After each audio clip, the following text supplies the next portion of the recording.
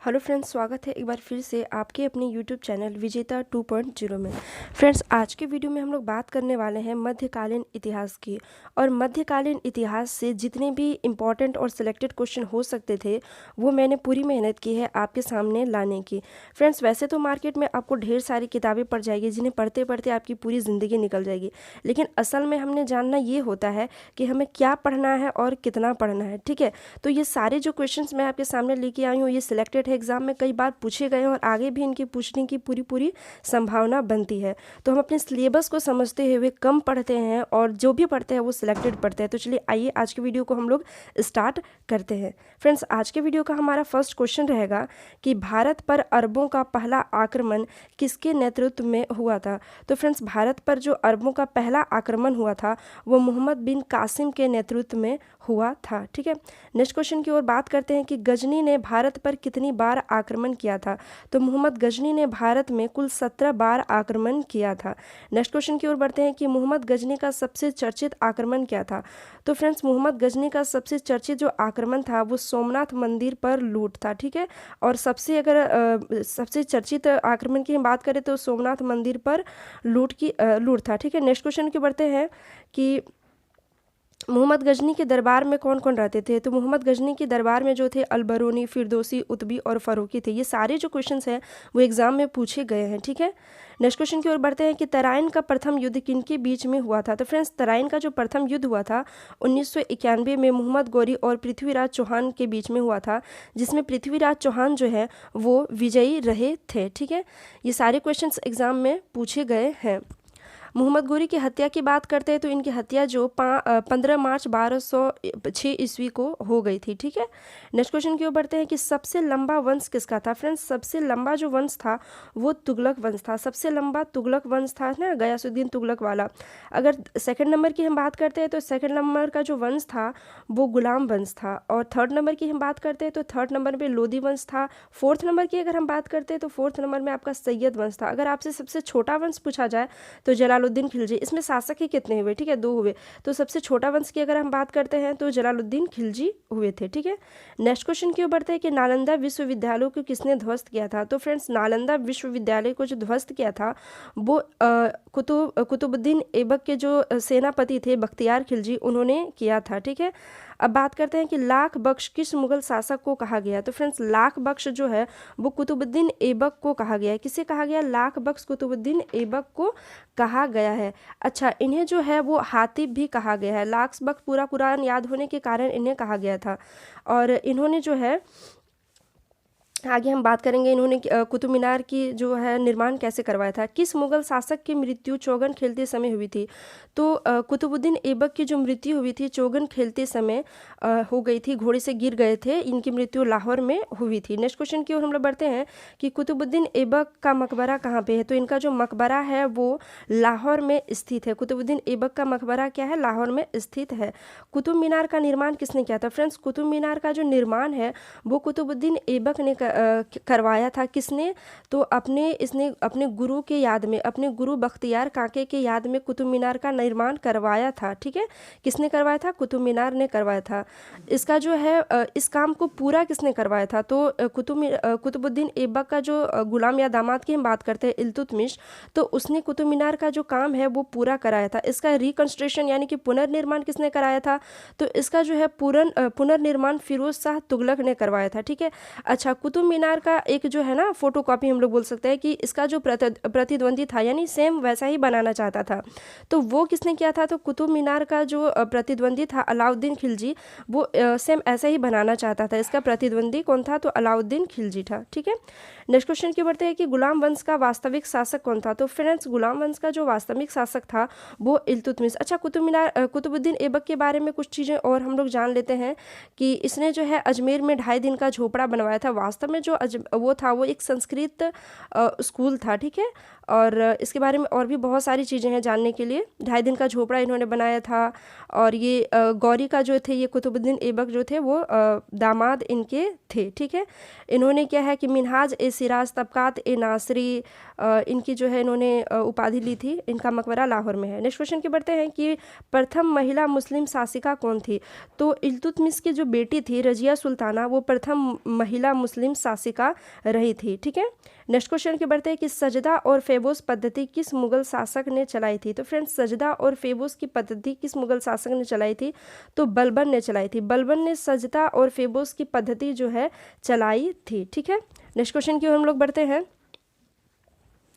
हमारा next question रहेगा कि रक्त एवं लोह की नीति किसने चलाई थी। तो फ्रेंड्स जो बलबन थे ना, जिनका शासनकाल 1246 से लेकर 1287 तक रहा, इन्होंने रक्त एवं लोह की नीति चलाई थी। कहा जाता है कि बहुत ही स्वप्नशील रक्त पिपासु ये थे, तो इन्होंने रक्त एवं लोह की नीति चलाई थी। ये खुद को जो है खुदा का पैगंबर, यानी पैगंबर का मतलब क्या होता है, प्रतिनिधि, खुद को खुदा का पैगंबर ये समझते थे। ठीक है, नेक्स्ट क्वेश्चन की ओर बढ़ते हैं। अच्छा, एक चीज़ और बलबन के बारे में जान लेते हैं कि इन्होंने 40 तुर्क सरदार की जो इल्तुतमिश ने जिसका स्थापना करवाया था, जिसका बनाया था कि 40 तुर्क सरदार जो होंगे उन्हें एडवाइस वगैरह देने के लिए, तो बलबन ने उसको जो है ख़त्म कर दिया था। 40 तुर्क सरदार, क्योंकि वो मनमानी कर रहे थे, तो बलबन ने होशियारी से काम लिया और उसको जो है ख़त्म कर दिया। नेक्स्ट क्वेश्चन क्यों बढ़ते हैं कि अलाउद्दीन खिलजी का बचपन का नाम क्या था। तो फ्रेंड्स अलाउद्दीन खिलजी का बचपन का नाम अली तथा गुरशप था। इसका बचपन का नाम क्या था, अली और गुरशप। ठीक है, अलाउद्दीन खिलजी खुद को सिकंदर ए सानी की उपाधि इसने ली थी। इसने निर्माण, अलाई द्वार, अलाई मीनार, बहुत सारे निर्माण कराया था। इसने नया धर्म जो है चलाया था। ठीक है, इसने खलीफा को मान्यता दी थी। ठीक है, एक नया धर्म की बात कर लेते हैं कि बाजार नियंत्रण प्रणाली किस शासक ने प्रारंभ किया था। तो अलाउद्दीन खिलजी ने बाजार नियंत्रण प्रणाली जो है इसने चलाया था। इसने 6 तरह के कर भी चलाए थे, जैसे जजिया, जकात, खुम्स, खराज, खरी और गड़ियच टैक्स थे। ठीक है, और गैर मुस्लिमों को जजिया जो है गैर मुस्लिमों को लगता था। इन सारी चीज़ के बारे में हम लोग समझते हैं, सारी चीज़ों के बारे में। अच्छा, अलाउद्दीन खिलजी के बारे में कुछ और चीज़ें हम लोग जानते हैं कि इसने जो है घोड़ा दागने की, सैनिकों का हुलिया लिखने की और सैनिकों को नगद वेतन यानी वार्षिक रूप से उनको वेतन देने की जो काम जो है इसने चालू किया था। साथ ही साथ सैनिकों को फ्री कैंटीन, है ना, टैक्स फ्री कैंटीन जो है इन्होंने मुहैया करवाया था। और ड्रेस व्यवस्था भी इसने लाई थी। किसने लाई थी, तो अलाउद्दीन खिलजी। बहुत सारे ऐसे काम हुए थे इनके टाइम में। नेक्स्ट क्वेश्चन की ओर बढ़ते हैं कि कृषि के लिए नहर बिछाने वाला शासक कौन था। तो फ्रेंड्स कृषि के लिए नहर बिछाने वाला जो शासक था वो गयासुद्दीन तुगलक था। गयासुद्दीन तुगलक जो था वो कृषि के लिए नहर बिछाने के नाम से इनको जाना जाता है। ठीक है, नहर कृषि के लिए नहर निर्माण का अगर हम बात करते हैं तो गयासुद्दीन तुगलक जाने जाते हैं। अगर नहर बिछाने की बात आती है तो फिरोज शाह तुगलक आते हैं। अच्छा, कृषि के लिए नहर की जाल बिछाने वाला कौन आते हैं, तो फिरोज शाह तुगलक। इसने जो है कुतुब मीनार का रिकंस्ट्रक्शन, पुनर्निर्माण कराया था। अच्छा, दिल्ली सल्तनत का अकबर किन्हें कहा गया। तो फ्रेंड्स जो फिरोज शाह तुगलक है ना, इन्हें दिल्ली सल्तनत का अकबर कहा गया है। नेक्स्ट क्वेश्चन की बढ़ते हैं कि कौन सा शासक तैमूर लंग का सेनापति रहा था। तो जो खिज खां थे वो तैमूर लंग के सेनापति रह चुके थे। नेक्स्ट क्वेश्चन की बढ़ते हैं कि लोधी वंश का अंतिम शासक कौन था। तो फ्रेंड्स लोधी वंश का जो अंतिम शासक था वो इब्राहिम लोधी, सिकंदर लोधी का बेटा इब्राहिम लोधी थे।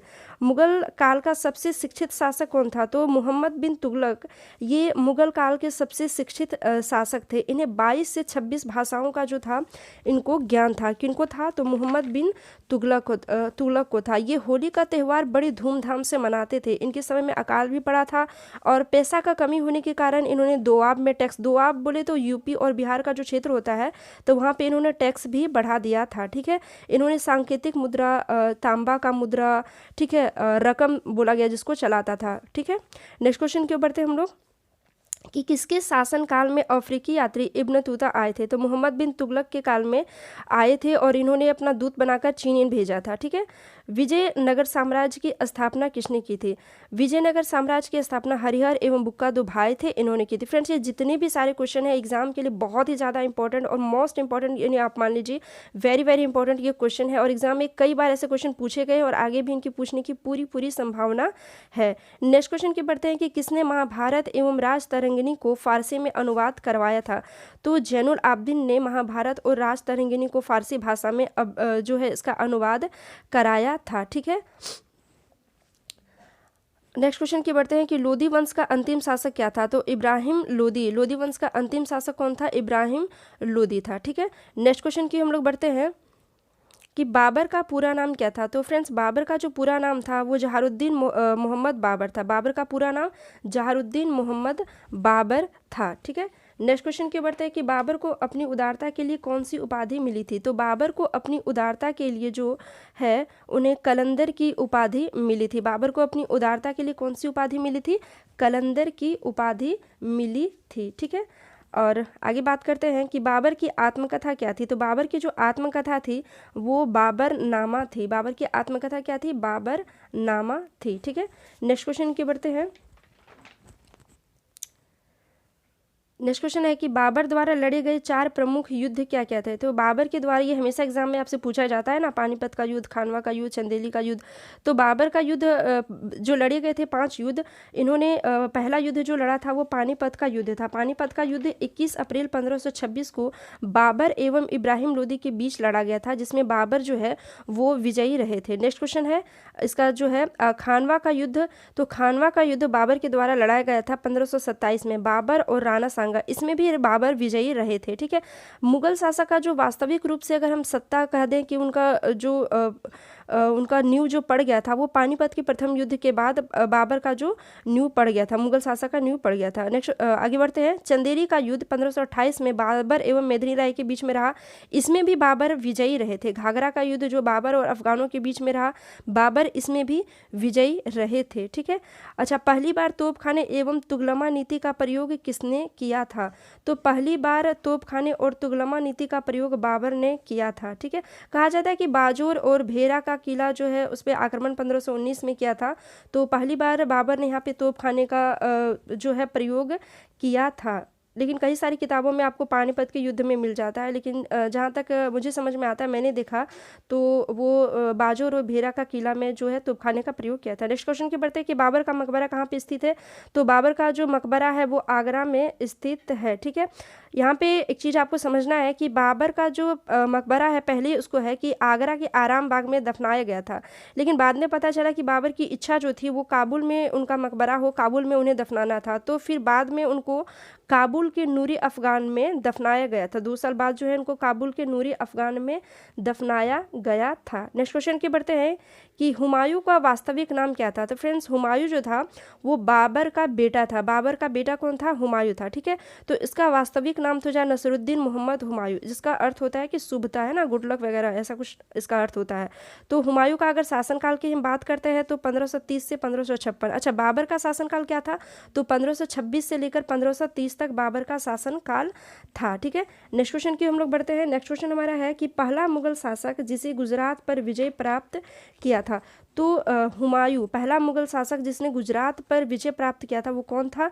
तो हुमायूं था। ठीक है, हुमायूं नामा की रचना किसने थी? बाबर की जो बहन थी गुलबदन बेगम, हुमायूं नामा की इसने रचना की थी। नेक्स्ट क्वेश्चन की बढ़ते हैं कि किस रानी ने हुमायूं को मदद के लिए राखी भेजी थी। तो रानी कर्मावती ने हुमायूं को मदद के लिए राखी भेजी थी, लेकिन वो समय पर उनकी मदद नहीं कर पाए थे, नहीं पहुंच पाए थे। नेक्स्ट क्वेश्चन की हम लोग बढ़ते हैं कि किसने चमड़े का सिक्का चलाया था। फ्रेंड्स, इस चीज़ को हम लोग है ना डायरेक्टली कह देते हैं कि हुमायूं ने। ठीक है, हुमायूं के काल में चला था हुमायूं ने, लेकिन इसके अंदर कुछ फैक्ट्स है। जैसे कि जब बाबर ने अपनी जान बचाने के लिए, जब बाबर जो है वो गंगा में कूद गया था तो निज़ाम सक्का ने उसकी जान बचाई थी। हुमायूं जब अपनी जान बचाने के लिए गंगा में कूद गए थे तो निज़ाम सक्का ने उसकी जान बचाई थी। और जब हुमायूं पुनः जब वो शासक बनते हैं तो वो उसे भूलते नहीं, अपने एहसान को भूलते नहीं है। और क्या होता है ना कि उसने निज़ाम सक्का को एक दिन के लिए राजा बना दिया। तो वो भी होशियार आदमी, उसने क्या किया कि अपने आप को याद रखने के लिए उसने चमड़े का सिक्का चलाया था। किसने चलाया था? वास्तविक रूप से अगर हम बात करते डीप जाते हैं तो निज़ाम सक्का ने चलाया था। उसने एक दिन के लिए जब वो राजा बना तो इसकी उसने मांगी थी। नेक्स्ट क्वेश्चन की बढ़ते हैं कि हुमायूं द्वारा लड़े गए प्रमुख युद्ध क्या थे। तो फ्रेंड्स, हुमायूं द्वारा लड़े गए युद्ध जो थे वो चौसा का युद्ध हो गया आपका, बीलग्राम का युद्ध, मच्छीवाड़ा का युद्ध, सरहिंद का युद्ध, दोहरिया का युद्ध, ये जो थे हुमायूं के द्वारा लड़े गए कुछ युद्ध थे। अच्छा, हुमायूं की बात करते हैं तो हुमायूं जो था वो अरबी, फारसी, ज्योतिष का ज्ञानी था। ठीक है, वो ज्योतिष में बिलीव करता था और 7 दिन अलग अलग ड्रेस पहनता था। 7 दिन है ना अलग अलग कलर वाले ड्रेस का पहनता, ड्रेस जो है अलग अलग रंग का ड्रेस जो है पहनता, कपड़े पहनता था। अच्छा, बात करते हैं कि किस मुगल शासक की मृत्यु सीढ़ियों से गिरकर हो गई थी। तो हुमायूं की जो मृत्यु थी, दीन पनाह नामक एक पुस्तकालय से सीढ़ियों से गिरकर उनकी मृत्यु हो गई थी। हुमायूं का मकबरा कहाँ पे स्थित है? तो हुमायूं का जो मकबरा है वो दिल्ली में स्थित है। इसकी जो बेगम थी, इसकी दूसरी पत्नी जो थी हाजी बेगा बेगम, इसने बनाया था। इसके वास्तुकार कौन थे? तो मीरक मिर्जा ग्यास थे। आपके जो है मकबरे से रिलेटेड क्वेश्चन पूछे जाते थे। इसमें चार बहार शैली का प्रयोग हुआ था, दोहरे गुम्बद का प्रयोग हुआ था और इसे ताजमहल का पूर्वगामी भी कहा गया है। किसको? तो हुमायूं के मकबरे को क्या कहा गया है? कि ताजगामी का पूर्वगामी इसे कहा गया है। शेरशाह सूरी का नाम क्या था? तो फ्रेंड्स शेरशाह सूरी का नाम अगर हम बात करते हैं ना तो फरीद खान था। हुमायूं की हम बात कर लेते हैं तो हुमायूं को अपने लाइफ में उतनी सफलता जो है मिल नहीं पाई थी, ठीक है, लड़ते लड़खाते उनकी ज़िंदगी गुजरी। शेरशाह सूरी का बचपन का नाम अगर हम बात करते हैं तो फरीद खान था, ठीक है। शेरशाह सूरी का शासनकाल क्या था? तो 1540 से लेकर 45। ये बहुत ही साहसी थे। शेरशाह सूरी को शेर खां की उपाधि किसने थी? तो बहार खान लोहानी ने इनको शेरशाह सूरी को शेर खां की उपाधि दी थी। इन्होंने एक ही बार में जो है शेर को मार गिराया था, तो इनको जो है शेर खां की उपाधि दी थी। शेरशाह सूरी का मकबरा कहाँ पे स्थित है? तो बिहार के सासाराम में शेरशाह सूरी का मकबरा स्थित है। अच्छा, कनिघम ने इस मकबरे को ताजमहल से भी सुंदर माना है, ठीक है। और शेरशाह सूरी के टाइम में ही पद्मावती की रचना हुई थी। इसकी रचना किसने की थी? तो सभी जानते हैं, मलिक मोहम्मद जायसी ने की थी।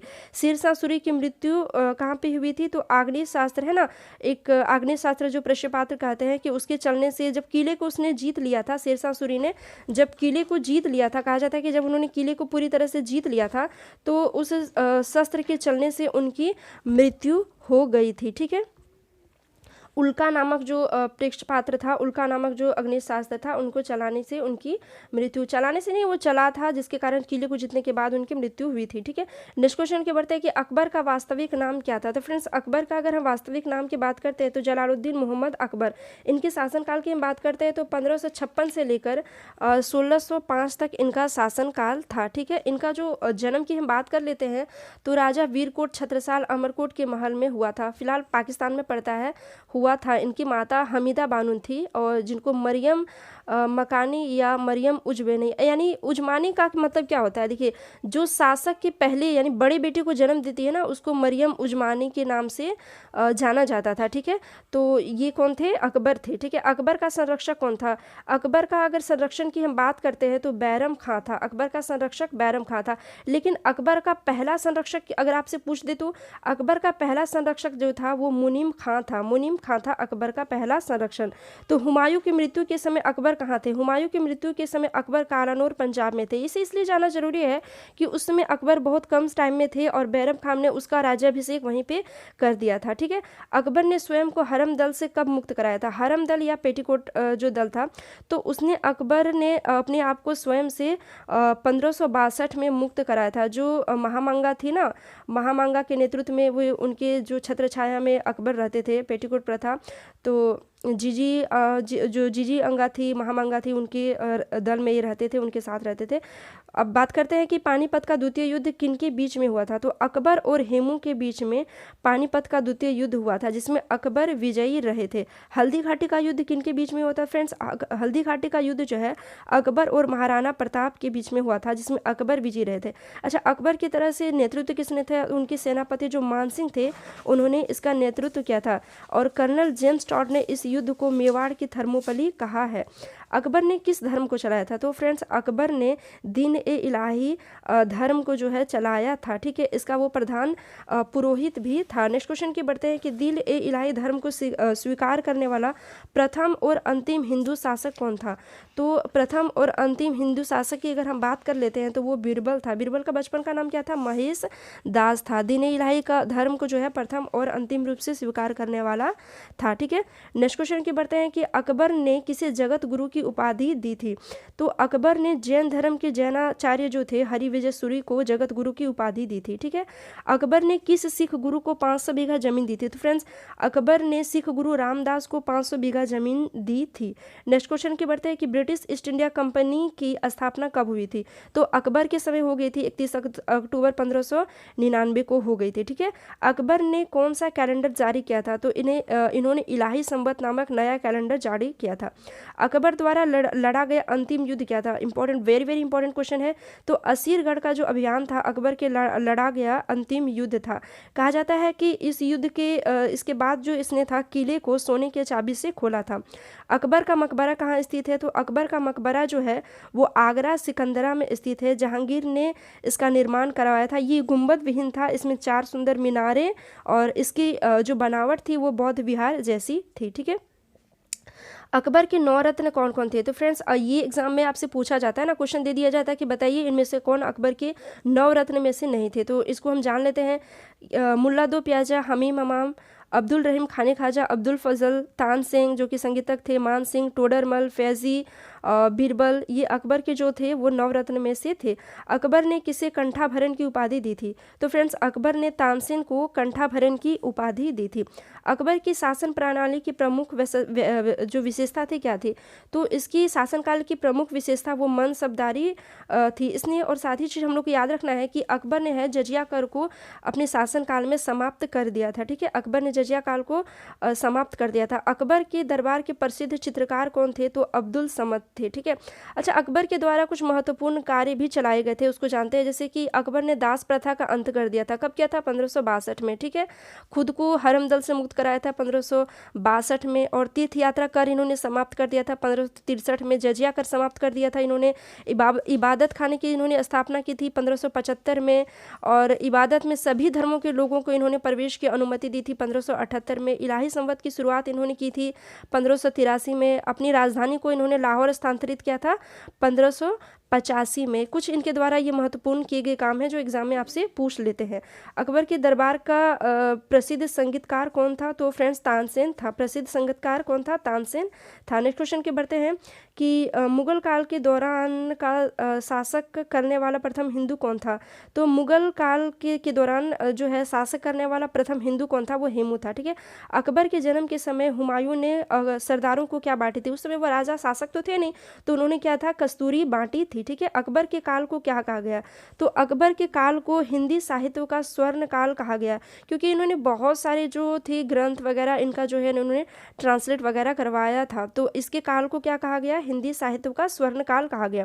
बात करते हैं कि बुलंद दरवाजा का निर्माण अकबर ने कब किया था? तो जब गुजरात विजय हुआ था तो उसके याद में, उसके उपलक्ष्य में बुलंद दरवाजा का निर्माण करवाया था। अकबर कौन सा वाद्य यंत्र बजाते थे?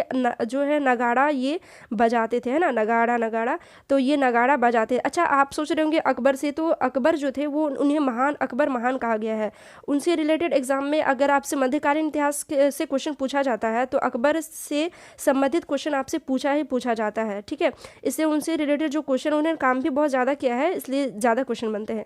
जहांगीर का शासनकाल कब से कब था? तो 1606 से 1627 तक इनका शासनकाल था। ठीक है। अकबर के बेटे कौन थे? जहांगीर थे। जहांगीर की आत्मकथा क्या थी? तो जहांगीर की जो आत्मकथा थी वो तुजुक ए जहांगीरी, जो फारसी भाषा में लिखी थी, तुजुक ए जहांगीरी। ठीक है। न्याय की जंजीर के लिए कौन प्रसिद्ध था? तो फ्रेंड्स न्याय की जंजीर के लिए जहांगीर प्रसिद्ध था। जहांगीर के दरबार में कौन आए थे? तो इनके दरबार में 1608 में कैप्टन हॉकिंस जहांगीर के दरबार में आए थे ना, ब्रिटिश थे ये आए थे और ईस्ट इंडिया कंपनी के प्रतिनिधि बनकर आए थे। जहांगीर ने इसको इंग्लिश खां की उपाधि दी थी। इंग्लिश खां पूछा जाता है कि जहांगीर ने इंग्लिश खान की उपाधि किसे दी थी?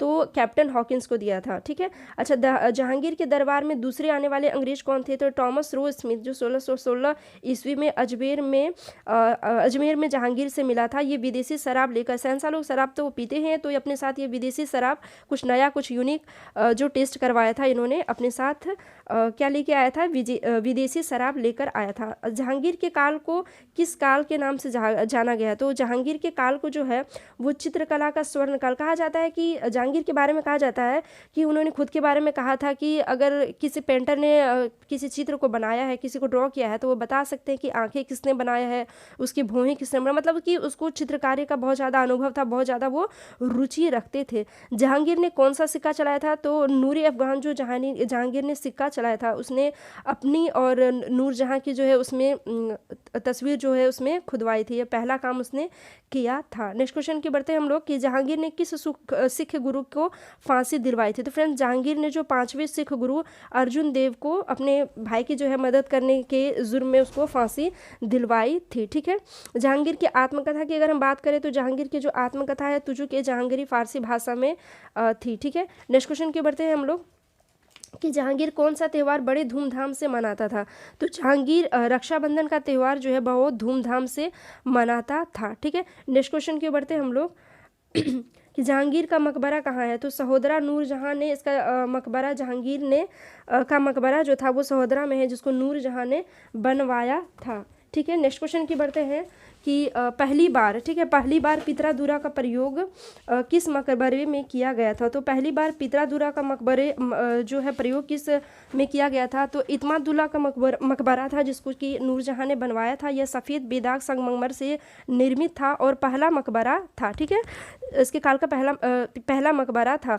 नूरजहां ने पहले अपने पिता गयास बेग के लिए इसको बनाया था। कहाँ बनाया था? तो आगरा में। पूछा जाता है कि पहली बार पितरादुरा का प्रयोग सफ़ेद बेदाग संगमरमर का प्रयोग किसके मकबरे में हुआ था। ठीक है, गुलाब से इत्र निकालने की विधि किसने ढूंढ निकाली थी। तो नूरजहां की माँ, यानी जहांगीर की जो पत्नी नूरजहां थी उसकी माँ ने, असमत बेगम ने ये जो है ढूंढ निकाला था। अच्छा, नूरजहां के बारे में कहा जाता था ना कि वो उनको साज सज्जा करने में, मेकअप करने में, अलग अलग ड्रेस, नया नया ड्रेस पहनने में उनको जो है काफ़ी रुचि, उनकी जो है काफ़ी रुचि थी। ठीक है, नूरजहां के बारे में ऐसा कहा गया था। ठीक है, अगले क्वेश्चन की ओर हम लोग बढ़ेंगे।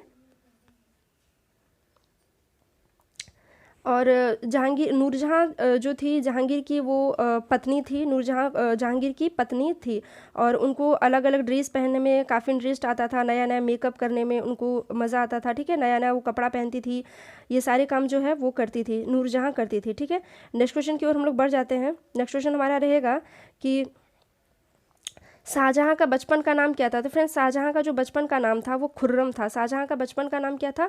तो खुर्रम था। ठीक है, और इसको जो है, इसके काल को स्थापत्य कला का स्वर्ण काल कहा गया है। ठीक है, और इसने जो है सफ़ेद संगमरमर की सबसे ज़्यादा इमारतों में इसने यूज़ किया है। ठीक है, इसको, इसके काल को स्वर्ण काल का युग कहा गया है। शाहजहां का अंतिम समय कहाँ बीता था। तो शाहजहां का जो अंतिम समय है वो कहाँ बीता था। तो मुसम्मन बुर्ज में बीता था। मुसम्मन कैदी बनकर, माफ़ कीजिएगा टाइपिंग मिस्टेक है, कैदी बनकर इनकी जो बेटी थी ना, इनकी बड़ी बेटी जो थी जहांनारा, इसने लास्ट समय में इनकी देख रेख की थी। अच्छा, इसमें जो होता है ना इतिहास में, एक चीज़ जहाँ तक मुझे समझ में आती है कि एक डायलॉग यहाँ पे बहुत परफेक्ट रूप से फिट होता है कि जैसी करनी वैसी भरनी, यानी कि कोई शासक होता है अपने पिता को मार देता, उसका बेटा अपने पिता को मार देता। तो इस तरह के यहाँ पे चलते गए इतिहास में, इस तरह की सारी चीज़ें आपको देखने के लिए मिलती रहेगी। तो इनका जो है अंतिम समय कैदी बनकर, इनके ही बेटे ने इनको कैदी बनाया था और बनकर बीता था। सर्वाधिक पितरादुरा का प्रयोग किसमें किया गया था। तो सर्वाधिक पितरादुरा का प्रयोग जो है ताजमहल में किया गया था। ठीक है, और नेक्स्ट क्वेश्चन की बढ़ते हैं कि मयूर सिंहासन का वास्तुकार कौन था। तो फ्रेंड्स मयूर सिंहासन का जो वास्तुकार था वो बेबादल खान था। इसका निर्माण किसने कराया था। तो इसका निर्माण शाहजहां ने करवाया था। अच्छा, नादिर शाह जो 1739 में भारत पर आक्रमण कर ईरान, मयूर सिंहासन को अपने साथ ईरान ले गया था। ठीक है, और बहादुर शाह रंगीला के समय में, किसके समय में? बहादुर शाह रंगीला के समय में। और इसका जो कोहिनूर हिला था वो मीर जुमला ने शाहजहां को दिया था। जो मयूर सिंहासन में, जिसको तख्ते ताउस कहा गया, जो लगाया गया था कोहिनूर हीरा, उसको मीर जुमला ने शाहजहां को दिया था। ठीक है, नेक्स्ट क्वेश्चन की बढ़ते हैं कि शाहजहां के दरबार में 2 संस्कृत कवि कौन थे। तो वंशीधर मिश्र एवं हरिनारायण मिश्र जो थे हरिनारायण मिश्र, ये इनके दरबार में 2 संस्कृत कवि थे। औरंगजेब को बहादुर की उपाधि किसने दी थी। तो उसके पिता शाहजहां ने इसको बहादुर की उपाधि दी थी। औरंगजेब का निर्मित एकमात्र इमारत क्या था। तो उसके द्वारा निर्मित, औरंगजेब के द्वारा निर्मित जो था एकमात्र इमारत जो थी वो बीबी का मकबरा था। औरंगजेब ने किस सिख गुरु की हत्या कर दी थी। तो फ्रेंड्स 9वें सिख गुरु जो थे गुरु तेग बहादुर, औरंगजेब ने उसकी हत्या कर दी थी। औरंगजेब ने क्या किया था कि इन्होंने जजिया कर को पुनः लागू कर दिया था। किसने जजिया कर को, आपसे पूछा जाता है कि पुनः किसने लागू किया था, तो औरंगजेब ने लागू किया था। औरंगजेब किस धर्म को मानता था। तो औरंगजेब जो था वो सुन्नी धर्म को मानता था। औरंगजेब किस धर्म को मानता था। तो सुन्नी धर्म को मानता था। ठीक है, शाहजहाँ की अगर हम बात कर लेते हैं तो ये चीज़ आपने जानना है कि शाहजहाँ जो था वो कट्टर मुस्लिम इस्लाम प्रवृत्ति का व्यक्ति था। तीर्थ यात्रा कर पुनः इसने प्रारंभ कर दिया था। तो अपनी बेटी जहानारा और दारा शिकोह के जब ये प्रभाव में आया था तो इसने जो है कट्टर मुस्लिम जो प्रवृत्ति थी इसने इसका त्याग कर दिया था और सिजदा फैबोस प्रथा को इसने ख़त्म कर दिया था। और इसकी जगह और क्या क्या था, इसने चाहार ए तस्लीम नामक नई प्रथा इसने लगाई थी। अच्छा, पगड़ी में बादशाह की तस्वीर पर इसने रोक लगाई थी। ठीक है, जो जहांगीर के टाइम पे चला था, पगड़ी में बादशाह की तस्वीर पर इसने रोक लगा दी थी। ठीक है, नेक्स्ट क्वेश्चन की बढ़ते हैं कि औरंगजेब के गुरु कौन थे। तो मीर मोहम्मद हकीम जो थे वो इनके गुरु थे। तो फ्रेंड्स, ये मध्यकालीन इतिहास से जितने भी क्वेश्चन पूछे जाते हैं वो मैंने आपके सामने लाने की कोशिश की। एक और क्वेश्चन आपको याद रखना है कि अंतिम मुगल बादशाह कौन था। तो अंतिम मुगल बादशाह जो था वो बहादुर शाह द्वितीय था। कौन था? बहादुर शाह द्वितीय। ये सारे जो क्वेश्चन है एग्जाम में आपसे पूछे जाते हैं और कई बार पूछे जाते हैं। उसके बाद औरंगजेब के बाद जो शासक हुए थे वो उतने योग्य शासक नहीं हुए थे। जैसे मोहम्मद शाह रंगीला की हम बात कर लेते हैं। ठीक है, ये सारे जो फ़ारूक सियर की हम बात कर लेते हैं तो वो इतने योग्य शासक नहीं हुए, इसलिए एग्ज़ाम में उन्होंने ज़्यादा काम भी नहीं किया। जाहिर सी बात है कि ज़्यादा योग्य नहीं हुए तो ज़्यादा उन्होंने काम भी नहीं करवाया था, तो उनसे एग्ज़ाम में क्वेश्चन नहीं पूछा जाता। पूरी किताब आप ना तो पढ़ सकते हैं ना तो पूरी किताब आपको याद रह जाता है। ठीक है, तो जो क्वेश्चन एग्ज़ाम में बार बार पूछे जाते हैं हम उनके ऊपर ध्यान करेंगे, उनको फोकस करने की कोशिश करेंगे, क्योंकि हमें सिर्फ एक ही सब्जेक्ट नहीं पढ़ना होता है, हमें बहुत सारे सब्जेक्ट पढ़ने होते हैं और सब चीज़ों की हमें तैयारी करनी होती है। तो मध्यकालीन इतिहास से जितने भी क्वेश्चन जो है वो बन सकते थे वो मैंने आपके सामने लाने की पूरी कोशिश की। आई होप कि आपको वीडियो पसंद आएगा। ऐसे ही वीडियो से जुड़े रहने के लिए हमारे चैनल को लाइक करें, शेयर करें, सब्सक्राइब करें। मिलते हैं नेक्स्ट वीडियो में, तब तक के लिए बाय बाय।